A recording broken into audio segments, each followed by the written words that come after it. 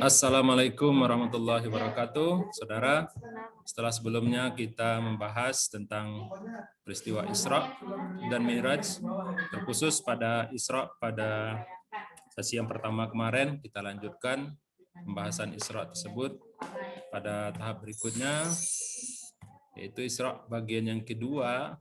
Ya. Bagaimana dalam hal ini hakikat dari Isra tersebut? Kemudian terjadi pembelahan dada dalam diri Rasulullah yang kedua, setelah sebelumnya di masa kecil beliau juga dibelah dadanya, dan apa kendaraan yang dipakai Nabi SAW pada saat Isra, dan seperti apa kronologinya ketika Rasulullah telah sampai di Al-Aqsa.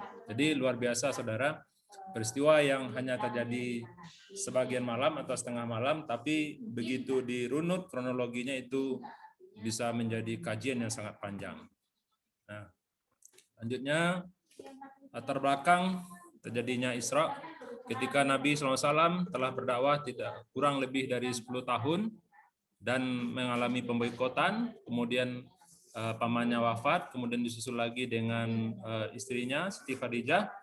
Kemudian Nabi juga mencoba untuk berdakwah ke Taif dan ternyata mendapatkan penolakan yang keras dari tokoh dan masyarakat Taif. Maka Allah dengan Maha Pengasih dan Maha Penyayangnya dan dengan kekuasaannya, Allah ya, memberikan semacam penghiburan untuk Nabi SAW, dan tahun tersebut dikenal juga dengan tahun kesedihan karena beliau ditinggalkan oleh orang-orang yang beliau cintai. Nah, selanjutnya saudara, jadi hakikat Isra itu adalah perjalanan dari Masjidil Haram ke Masjidil Aqsa. Dan waktu terjadinya itu terjadi khilafiyah. Terjadi perbedaan pendapat ulama. Ada yang berpendapat 27 Rajab. Ini disampaikan oleh ahli sirah, yaitu Ibnu Ishaq dan lain-lain. Kemudian 20 bulan sebelum hijrah. Imam Nawawi berpendapat 20 bulan sebelum hijrah. Dan Nabi SAW bertolak dari Makkah, dan kemudian mengenai lokasi detailnya itu juga terjadi perbedaan pendapat ulama. Ada yang mengatakan tepat berangkatnya, bertolaknya itu dari Masjidil Haram, dari dalam wilayah masjid, dan ada yang berpendapat dari rumah Ummu Hani binti Abi Thalib. Nah, kemudian ada yang berpendapat dari rumah Nabi sendiri. Maka Nabi SAW secara hakikatnya mengalami Isra dengan jasad dan ruh. Jadi tidak hanya dengan jasad saja, tidak hanya dengan ruh saja, tapi jasad beliau juga diperjalankan Allah. Ya. Maka orang-orang kafir pada waktu itu ya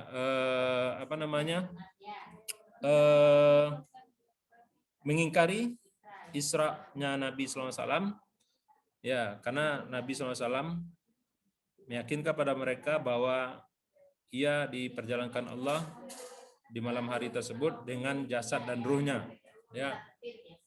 Dan ini yang menyebabkan orang kafir tidak percaya.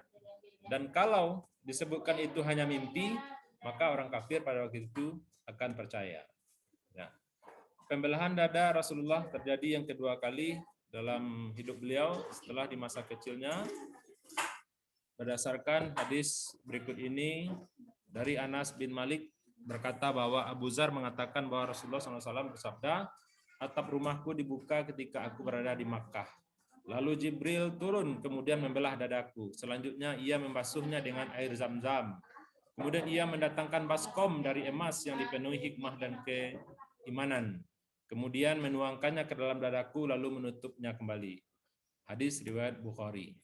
Nah, hakikat pembelahan dada dan hikmahnya.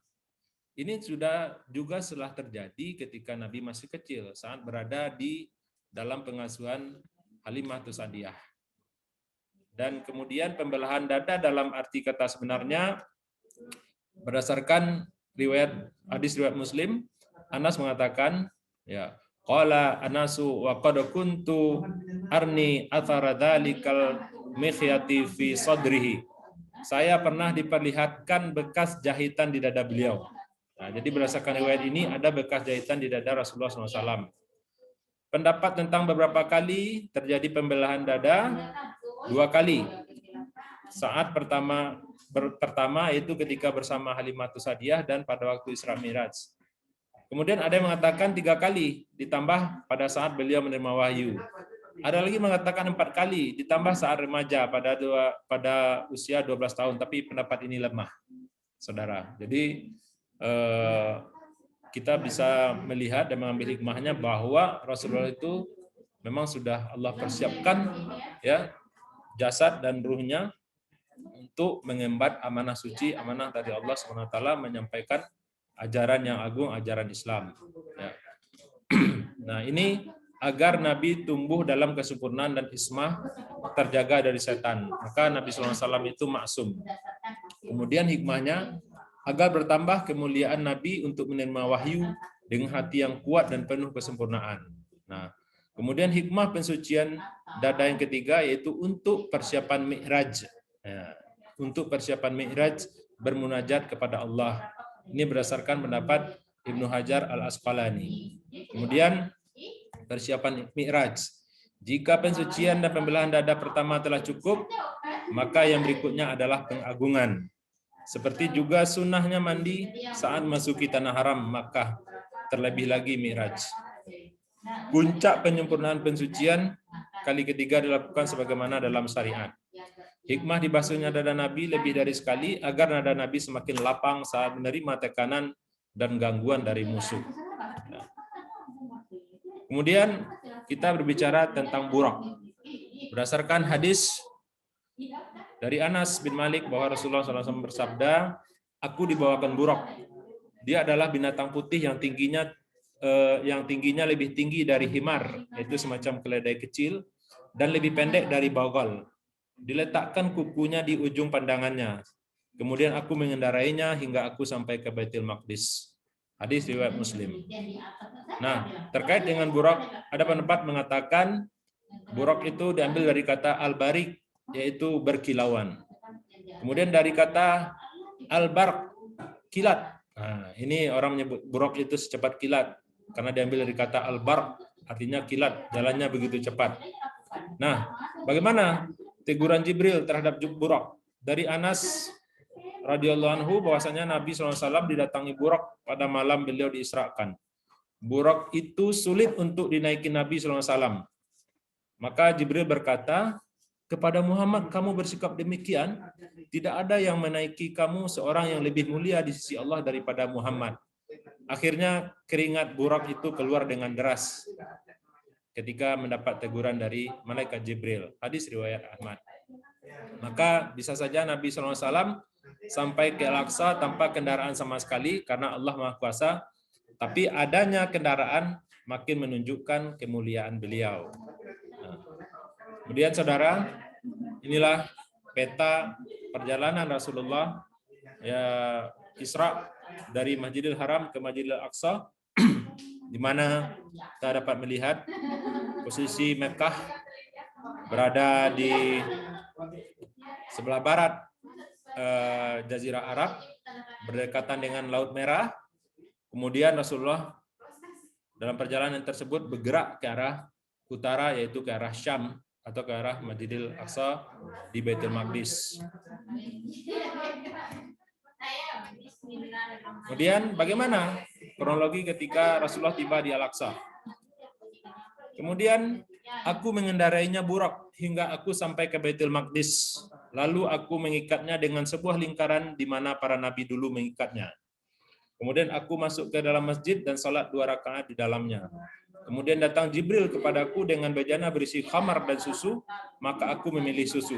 Maka berkata Jibril, engkau telah memilih fitrah. Hadis riwayat Muslim. Jadi menyukai minum susu daripada khamar, memilih susu daripada khamar itu adalah fitrah manusia, dan itu menunjukkan kefitrahan Nabi Muhammad SAW.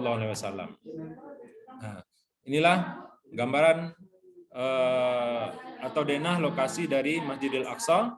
Jadi saudara, Masjidil Aqsa itu, kawasan Masjidil Aqsa itu sebenarnya luas. Dan yang sering diperlihatkan pada foto-foto, gambar-gambar hanya sebagian kecil yang itu dikenal dengan Qubatus Sakhra. Ya, Qubatus Sakhra. Tapi Masjidil Aqsa itu kawasannya luas. luas, dan di sekelilingnya ditumbuhi oleh tanaman-tanaman yang bagus-bagus dan berbuah menyegarkan. Barakna haulahu. Nah, ini Qubatus Sakhra. Kemudian di kawasan Masjidil Aqsa juga terdapat Masjid Qibli, ya, Masjid Qibli. Dan kemudian ini komplek dari Masjidil Aqsa yang sebenarnya besar, dan itu yang kemudian sekarang dikuasai oleh penjajah yang namanya Israel. Ya. Nah, saudara, ini kita lihat dari sisi lain, di mana Rasulullah menempatkan burak dekat tembok yang disebut dengan tembok burak. Ya. Kemudian ini pintu Magharibah, pintu sebelah barat. Pintu sebelah barat dari Masjidil Aqsa.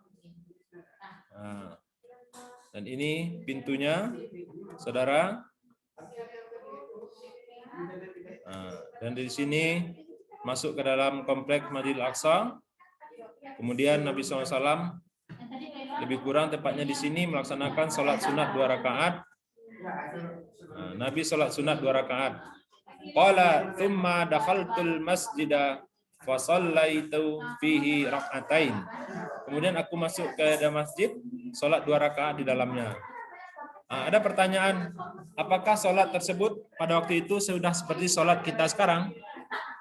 Tidak ada penghalang penggunaan mana syar'i sholat selama tidak ada hal yang memalingkan, walau belum ada sholat 5 waktu.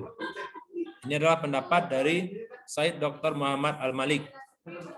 Ya, kemudian sebelumnya Nabi dan Khadijah pun telah melaksanakan sholat sebagaimana yang disebutkan.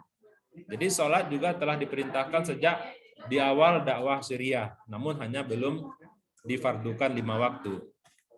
Nah, ini keterangan-keterangan tambahan dari hadis, ya, dan diriwayatkan dari Ibnu Ishaq terkait dari kronologi ketika Rasulullah tiba di Masjidil Aqsa.